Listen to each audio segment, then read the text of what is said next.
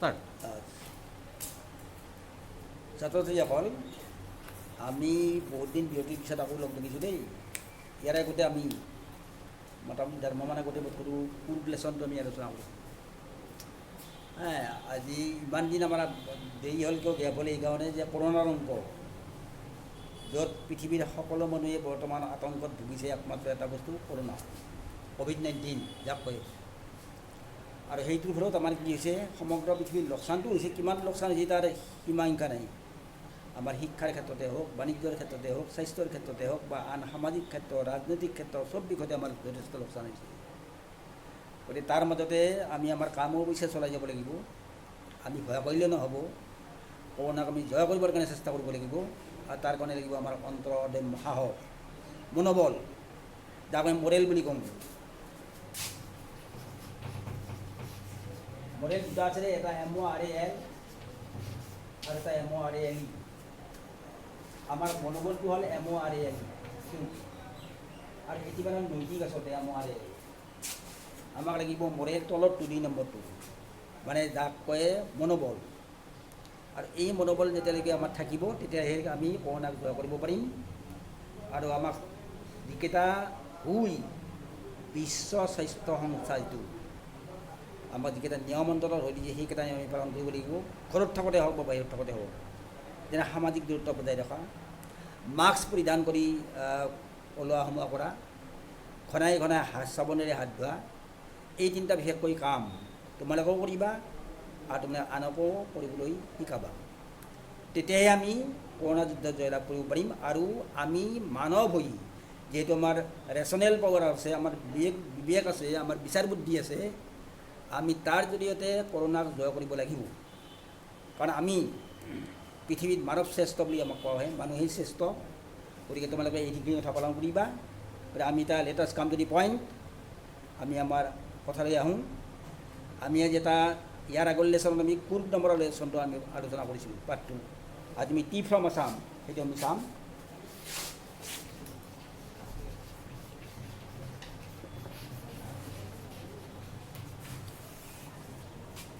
ইয়াত কৈছে, প্ৰথমতে মই অসমীয়াতে কৈছোঁ দেই কথাখিনি।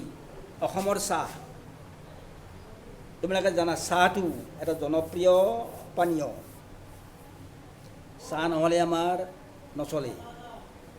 ৰাতিপুৱা আমাৰ টোপনিৰ পৰা উঠি আমাৰ গাৰ মদ ভাঙিবৰ কাৰণে আমি একাপ চাহ আমাক লাগে। চাহকাপ নাখালেকে আমাৰ গাটো কেনেকুৱা লাগে আমি নিজে ক'ব নোৱাৰোঁ।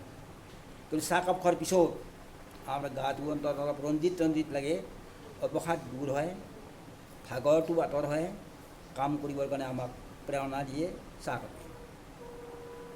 সেই চাহৰ গুৰুত্ব সম্বন্ধে ইয়াত আলোচনা কৰা হৈছে এই পাঠটোত।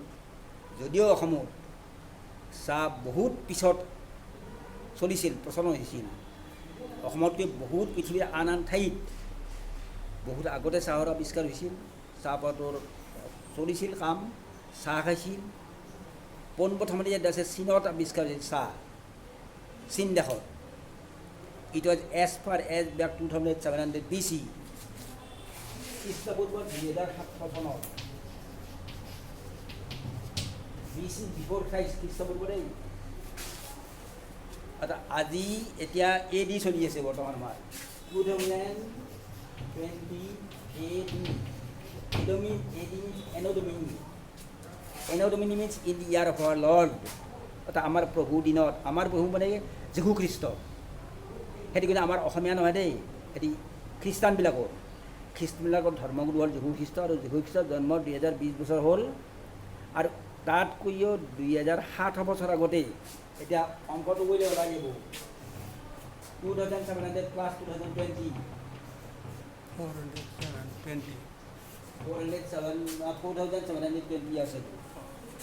চাহ পোনপ্ৰথমতে চীন দেশৰ মানুহে খাইছিল।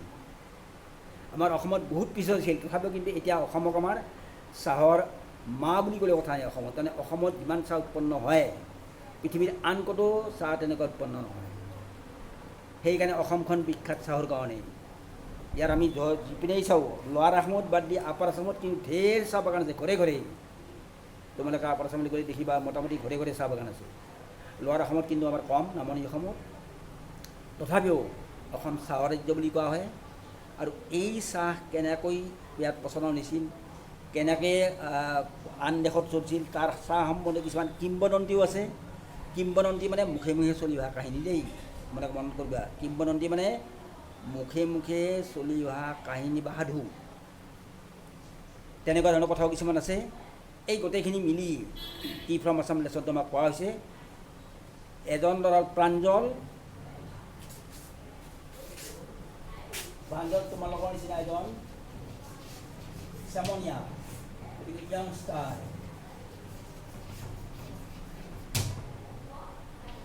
হি is from Assam, studying at school in Delhi.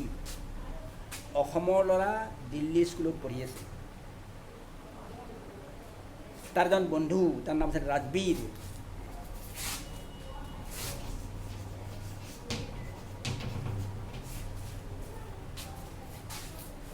সভাপতিও বন্ধুও। প্ৰাঞ্জলে ৰাজবীৰক নিমন্ত্ৰণ কৰিছিল গৰমৰ বন্ধত অসমলৈ আহিবৰ কাৰণে, আৰু সেই হিচাপে দুয়ো ৰেলত উঠি অসমলৈ আহি আছিল। আগৰ দিনত অতি পুৰণি কালততো গাড়ী মটৰৰ একো ব্যৱস্থাই নাছিল। মাজতে ৰেলগাড়ী প্ৰচলন হ'ল। যেতিয়া ৰেলগাড়ী প্ৰচলন হোৱাৰ পিছত ৰেলেৰে মানুহ অসমৰ পৰা বাহিৰলৈ, বাহিৰৰ পৰা অসমলৈ অহা যোৱা কৰিছিল। আজিকালিতো বিভিন্ন উপায় আছে, মিনছ অফ কমিউনিকেশ্যন। এতিয়া বহুত গাড়ী মটৰ আছে, কিন্তু আগতে তেনেকুৱা নাছিল। গতিকে তেওঁলোকে দুয়োৱে, প্ৰাঞ্জল আৰু ৰাজবীৰে দুয়োৱে ট্ৰেইনত আহি আছিল অসমলৈ। আহি থাকোঁতে সিহঁতে কথা বতৰা পাতিছিল চাহৰ বিষয়ে। গাড়ীখন আহি ৰেলখন এটা ষ্টেচনত থামিল, আৰু থামাৰ লগে লগে সিহঁতে শুনিবলৈ পালে, চায়ে গৰম, গৰম চায়ে।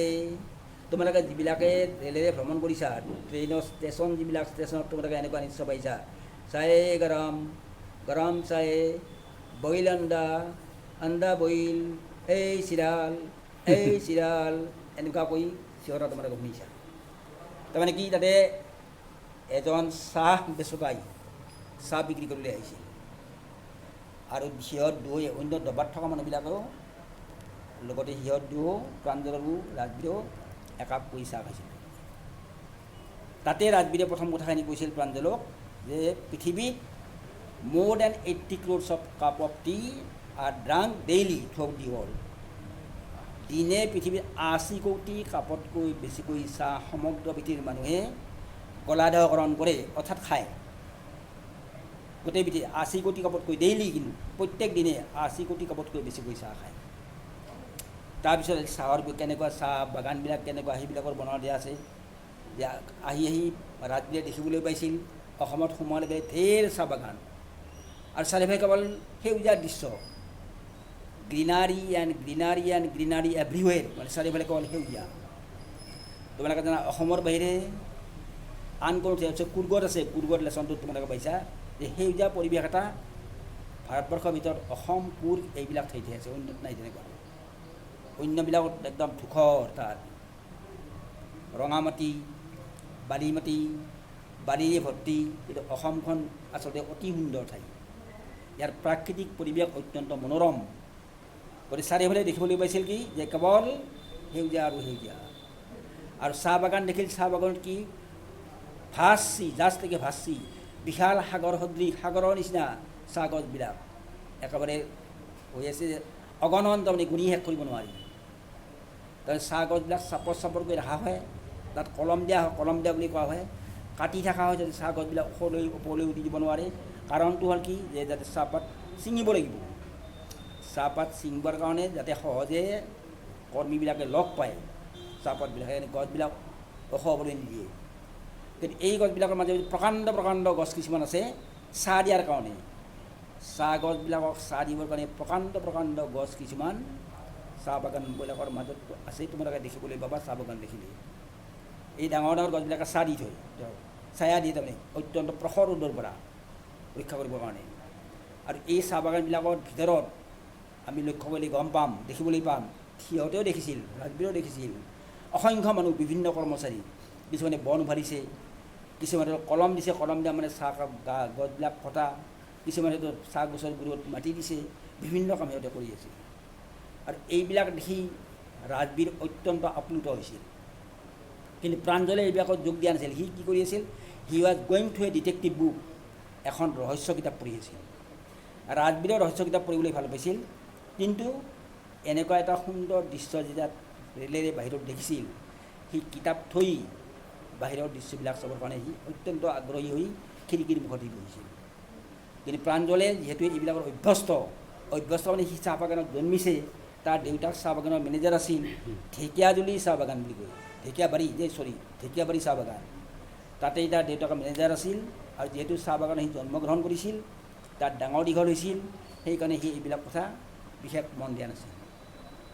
গতিকে এই চাহ গছৰ বিষয়ে কথা পাতি থাকোঁতে ৰাজবীৰে কৈছিল যে চাহ সম্বন্ধে বহুতো কিংবদন্তী আছে। প্ৰাঞ্জলে সুধিবৰ কাৰণে ইচ্ছা কৰে যে কি কিংবদন্তী। যেতিয়া দুটা কিংবদন্তীৰ কথা উল্লেখ কৰিছিল ৰাজবীৰে, এটা আছিল চীনৰ কিংবদন্তী, চীনৰ চাহপাত সম্বন্ধে সাধু, অন্য আছিল ভাৰতীয় কিংবদন্তী। চীনতো চীনৰ এজন সম্ৰাট আছিল, এই সম্ৰাটজনে পানী উতলাই খাবলৈ তেওঁ ভাল পাইছিল। তোমালোকে জানা পানী উতলাই খোৱাৰ এটা সাংঘাতিক উপকাৰিতা আছে, কাৰণ পানীত অসংখ্য বীজাণু আছে। আমি জানো যে আমাৰ যিমান বেমাৰ হয়, এই বেমাৰত প্ৰায় আটাইবিলাক বেমাৰ পানীৰ পৰা উৎপন্ন হয়। আমাক কয় পানীৰ প্ৰাণ। গতিকে পানী নহ'লে কোনো গছ, লতিকা, মানুহ, ধনু, চৰাই, চিৰিকটি কোনে জীয়াই থাকিব নোৱাৰে। গতিকে এই পানীটো যদি বিষাক্ত হয়, এই পানীটো যদি বেয়া হয় খোৱা পানী, তেনে আমাৰ যিকোনো বেমাৰ হ'ব পাৰে। গতিকে পানীটো সেইকাৰণে সদায় উতলাই খাব লাগে দেই। তোমালোকে মন কৰিবা, পানী সদায় উতলাই খাবা, এনেই পানী কেতিয়াও নাখাবা। কাৰণ পানীত অসংখ্য বীজাণু থাকে, উতলালে পানী বীজাণু মৰি যায়, আৰু তেতিয়াহ'লে সেই পানীয়ে মানুহৰ অপকাৰ নকৰে। আমাৰ অসমত আগতে মানুহৰ পানী উতলোৱাৰ ব্যৱস্থা নাছিল, আনকি মানুহে খালৰ পানী খাইছিল, মানুহে পুখুৰীৰ পানী খাইছিল, ডবাৰ পানী খাইছিল। এতিয়াও কিছুমান আমাৰ পিছপৰা অঞ্চল আছে, পাহাৰৰ ঠাইবিলাকৰ ওচৰত, পাহাৰৰ নামনি অঞ্চলত, য'ত মানুহে পানী বালি খান্দি পানী উলিয়াই তেওঁলোকে খায়, নিজৰাৰ পানী খায়। আমাৰতো যিবিলাক আজিকালি গাঁওবিলাকো উন্নত হৈছে অৱশ্যে, টাউন চহৰৰ মানুহবিলাকে পাইপেৰে পানী খায় তেওঁলোকে, বা বিভিন্ন মটৰ তটৰ লগাই তেওঁলোকে পানী উঠাই খায়। কিন্তু এতিয়াও আমাৰ কিছুমান এনেকুৱা জেগা আছে, য'ত ঠাই আছে এইবিলাক এতিয়াও, য'ত নেকি মানুহৰ পানীৰ কাৰণে হাহাকাৰ লাগে। গতিকে সেইকাৰণে পানীটো যিহেতু আমাৰ নহ'লে নহয়, পানীটো উতলাই ঠাণ্ডা কৰি খাব লাগে, সেইটো আটাইতকৈ ভাল ব্যৱস্থা। গতিকে চীনৰ সম্ৰাটজনেও পানী উতলাই খাই খুব ভাল পাইছিল। এদিন হ'ল কি যে পানী উতলাই থাকোঁতে, আৰু তেতিয়াতো পানী গৰম কৰা আজিকালি বিভিন্ন গেছ, বিভিন্ন আমাৰ সামগ্ৰী আছে, তেতিয়া গেছ টেছৰ ব্যৱহাৰেই নাছিল, আৱিষ্কাৰেই হোৱা নাছিল গেছৰ। গছৰ ডাল, আমাক গছৰ ঠাইনা বুলি আমি গছৰ ঠানিবিলাক জুই দিছিল, থালি তলত, ডাঙৰ পাত্ৰৰ তলত। এতিয়া তেনেকৈ জুই দিওঁতে কি হ'ল, কেইটামান পাত আহি পানীত পৰি গ'ল বোলে, বতাহত উৰি আহি পানীত পৰি গ'ল। সেই পানী খাই বোলে সম্ৰাটে বৰ সোৱাদ পালে। আৰু তেতিয়াই কোৱা হ'ল কি যে এই পাতবিলাক কি, এই পাতবিলাক হ'ল চাহপাত। সেইটো হ'ল 1 নম্বৰ কিংবদন্তী চীন দেশৰ। প্ৰাঞ্জলিত হৈছে যে আদাতটো কি, অন্যটো কি, অন্য কিংবদন্তীটো তেতিয়া কয় যে ভাৰতবৰ্ষত পুৰণি কালত এজন বৌদ্ধ ভিক্ষু আছিল, তেওঁৰ নাম আছিল বোধিধৰ্ম। প্ৰাচীন ভাৰতবৰ্ষৰ এজন বৌদ্ধ ভিক্ষু বা বৌদ্ধ সন্যাসী। তেওঁ ধ্যান কৰি খুব ভাল পাইছিল। ধ্যান তোমালোকে যাৰ তপস্যা, চকু কাণ একত্ৰিত কৰি, চকু কাণ মুদি একান্ত মানে ভগৱানক প্ৰাৰ্থনা কৰা। আমাৰ ভাৰতবৰ্ষ ঋষিমুনিৰ দেশ বুলি কোৱা হয়। আগৰ দিনত ঋষিমুনিবিলাকে কঠোৰ তপস্যা কৰিছিল ভগৱানক লাভ কৰিবৰ কাৰণে, ভগৱানৰ সন্ধান পাবৰ কাৰণে, ভগৱানৰ সান্নিধ্য পাবৰ কাৰণে। যেনে গৰমৰ দিনত চাৰিওফালে প্ৰকাণ্ড জুইকুৰা ধৰি তাৰ মাজত বহি তেওঁলোকে তপস্যা কৰিছিল ভগৱানক। ঠাণ্ডাৰ দিনত আমি পানী লাৰিবৰ কাৰণে ইচ্ছা নকৰোঁ, কিন্তু তেওঁলোকে কৰিছিল কি, এক গল পানীত নামি কেৱল মূৰটো ওলাই আছে, বাকীখিনি পানীৰ তলত ভগৱানক তপস্যা কৰিছিল, দেৱ দেৱীক আৰাধনা কৰিছিল। আৰু তাৰ ফলত বাধ্য হৈ দেৱ দেৱী ভগৱানে তেওঁলোকক দেখা দিছিল। আৰু তেওঁলোকে যি শক্তি লাভ কৰিছিল তাৰ ফলত, অসাধ্য সাধন কৰিছিল, তেওঁলোকে সেই শক্তিৰ ফলত যি কৈছিল মুখেৰে সেয়ে সিদ্ধ হৈছিল। কাৰোবাৰ যে তই শিল হৈ থাক, বেয়া কাম কৰিছা, লগে লগে শিল, তই কুকুৰ হও, লগে লগে কুকুৰ হৈ যাব। তেনেকুৱা শক্তি আয়ত্ত কৰিছিল ভাৰতবৰ্ষৰ ঋষিমুনিবিলাকে পুৰণি কালত। কিহৰ দ্বাৰা? এই সাধনাৰ দ্বাৰা। যে ছাত্ৰ ছাত্ৰীবিলাক আচলতে সাধনাৰ শিষ্য হ'ব লাগে, সাধনা হ'ব লাগে, সাধনাৰ কাৰণে তেওঁলোকে চেষ্টা কৰিব লাগে। পঢ়া শুনাত যদি সাধনা কৰে তেনেহ'লে সেই ছাত্ৰ ছাত্ৰী জীৱনত উন্নতি লাভ কৰাটো খাটাং। আমি let us come to the point যে বৌদ্ধ ধৰ্ম বৌদ্ধ ভিক্ষু আছিল বা সন্ন্যাসী আছিল, তেওঁ তপস্যা কৰি খুব ভাল পাইছিল। কিন্তু এটাই প্ৰব্লেম আছিল কি সমস্যা, যে তপস্যা কৰোঁতে টোপনি ধৰে, তেওঁৰ ঘুমটি আহি যায়। সেইকাৰণে তেওঁৰ খং উঠি গ'ল বুলি, খং উঠি চকুৰ পতা দি কাটি পেলালে, দুটা চকুৰ পতা দুটা কাটি পেলালে, কাটি দলিয়াই দিলে। কিছুদিন পাছত বোলে কি হ'ল, সেই কাটি দিয়ে পেলাই দিয়া চকুৰ পতা দুটাৰ পৰা 10ডাল চাহ গছৰ জন্ম হ'ল। তাৰ পানী তাৰ পাত গৰম পানীত যেতিয়া দি সেই পানী খোৱা হৈছিল, দেহৰ পৰা বোলে সমস্ত টোপনি ভাৱ নাইকিয়া হৈ গৈছিল। তেতিয়া নাম দিয়া হ'ল কি, যে সি নিশ্চয় চাহপাত। এনেকুৱা দুটা কিংবদন্তীৰ কথা ইয়াত উল্লেখ কৰা আছে এই লেচনটো। আৰু কোৱা আছে কি, যে চাহ কেতিয়া ইউৰোপলৈ, আমিতো চীনত পালোঁৱে, পোনপ্ৰথমে চীনত চাহ আৱিষ্কাৰ হৈছিল, তাত মানুহে চাহ খাইছিল। 16 শতিকাত ইউৰোপত প্ৰথমতে চীনৰ চাহৰ প্ৰচলন হৈছিল 16 শতিকাত।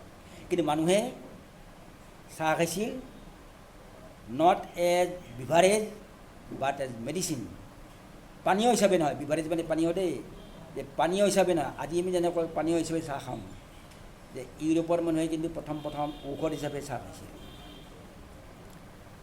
এনেকৈ তেওঁলোকে কথা বতৰা পাতি আহি যেতিয়া মৰিয়নি জংচন পাইছিল, মৰিয়নি জংচনত নামিব লাগে তেওঁলোকে, তাতে প্ৰাঞ্জলৰ মাক দেউতাক গাড়ী লৈ ৰৈ আছিল। নামিল ট্ৰেইনৰ পৰা, তাৰপিছত এখন গাড়ীত তেওঁলোকে ঢেকাবাৰী চাহ বাগানলৈ গ'ল। আৰু যাওঁতে প্ৰাঞ্জলৰ দেউতাকৰ লগত কি কথা বতৰা পাতি গ'ল, সেই খাতিৰ কথা কিছুমান বৰ্ণনা কৰা আছে। যেনে যে চাহপাত কুটা সেই দুটা সময়ত মেইনলি, এটা ফাৰ্ষ্ট স্পাউটিং পিৰিয়ড বুলি কোৱা হয় পাত তোলা কাৰ্য, এটা ছেকেণ্ড স্পাউটিং পাত বুলি কোৱা হয়, দ্বিতীয়বাৰ পাত তোলা কাৰ্য। আৰু দ্বিতীয়বাৰ পাত তোলা মে'ৰ পৰা মে' জুন জুলাই এই 3 মাহত দ্বিতীয়বাৰ পাত তোলা কাৰ্য চলে। আৰু এই সময়ত যি চাহ উৎপন্ন হয়, এই চাহ বোলে আটাইতকৈ বেছি শ্ৰেষ্ঠ চাহ, আটাইতকৈ ভাল চাহ উৎপন্ন হয় মে' মাহৰ পৰা জুলাই মাহলৈ যি চাহপাত উৎপন্ন কৰা হয়। আৰু এইবিলাক কথা কিন্তু বেছিভাগ কথা ৰাজবীৰে কৈছিল। সেইকাৰণে প্ৰাঞ্জলৰ দেউতাকে কৈছিল কি, তেওঁ আচৰিত হৈছিল যে তুমি you have done your homework quite well, যে তুমি এইবিলাকৰ বিষয়ে যথেষ্ট পঢ়ি আহিছা আগতে নিশ্চয়। আৰু ৰাজবীৰে স্বীকাৰ কৰিছিল যে হয় মই পঢ়িছোঁ, আৰু মই জানিবৰ কাৰণে ইচ্ছা আছে, সেইকাৰণে মই অসমলৈ আহিছোঁ। সেইখিনিতে আমাৰ শেষ হৈছিল লেচনটো। নাও let us discuss the lesson again in English. মই অসমীয়াত তোমালোক থুলমূলকৈ কথাখিনি ক'লোঁ, এতিয়া মই ইংৰাজীত কথাখিনি ক'ম, তেওঁলোকে মন কৰিবা। যে Pranjal was a youngster from Assam studying at school in Delhi. Rajbir was his classmate as well as friend. Pranjal invited Rajbir to visit his homeland Assam during the summer vacation. And as per the invitation, Rajbir came to Assam with Pranjal by train. And while they were traveling by train, both of them were busy with detective books. But when they entered Assam, the surrounding scenery outside the train attracted Rajbir very much. And so he began to enjoy the charming natural scenery. He could see green everywhere. And this kept him become spellbound with joy. But Pranjal was going through his detective book, and while he was reading books, he was also taking part in discussion with Rajbir. Rajbir saw tea gardens that it appeared just like a vast sea.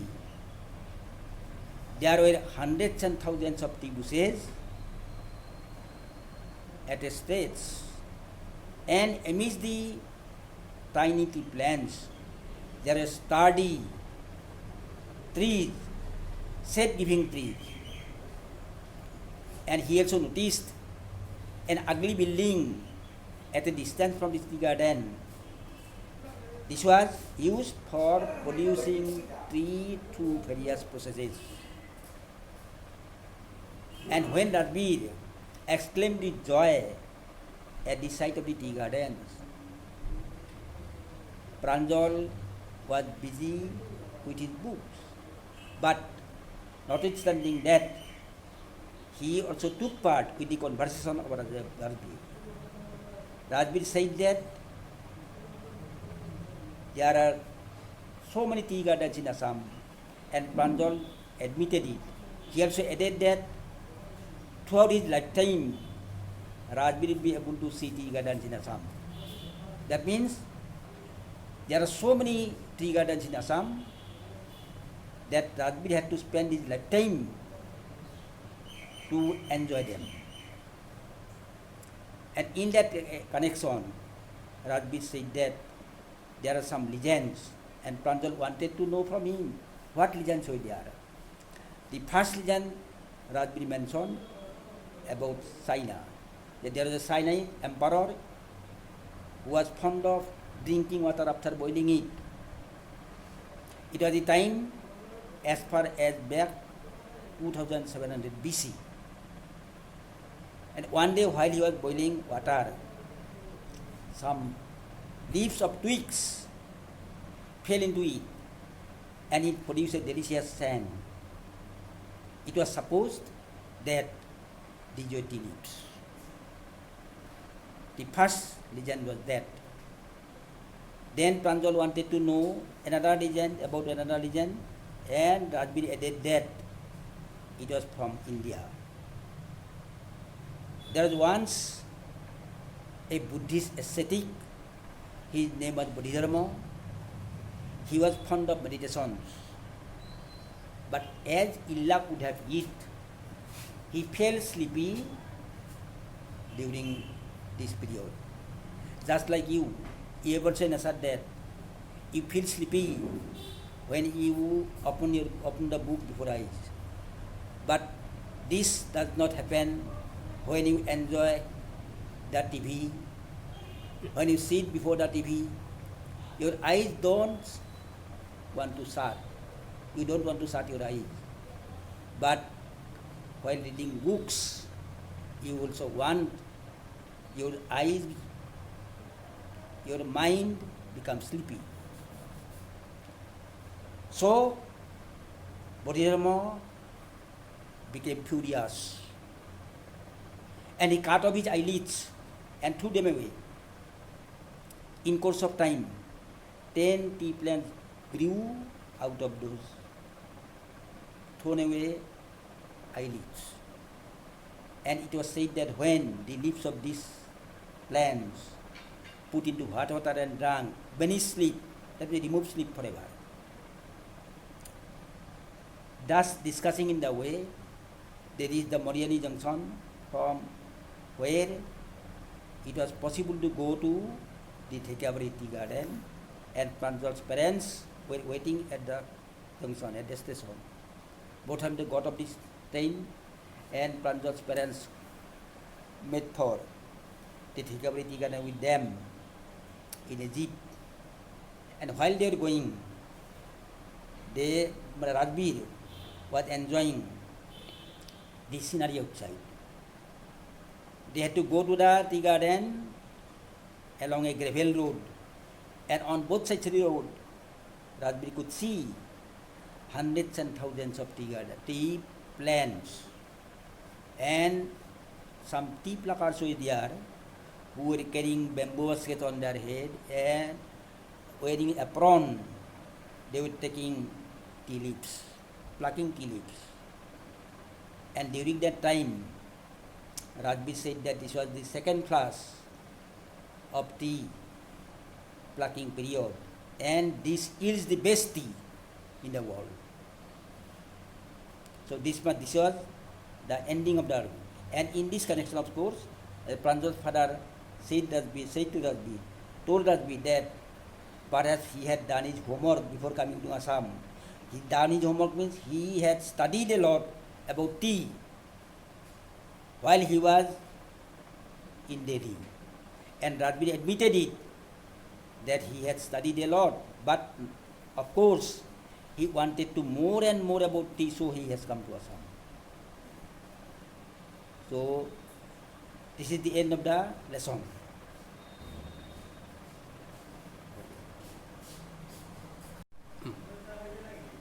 So I have told you about the theme of the lesson. Now there will be the question of different questions. Questions getting 3 marks will be set in the SSC final examination from this lesson. It may be either 1 mark, 1 plus 2, or 3 marks, or 2 plus 1, or such and such. And already you have been informed regarding the questions. To the video we have already made, and so please go through those questions, and you will be able to answer all the questions relating the lesson in your exam.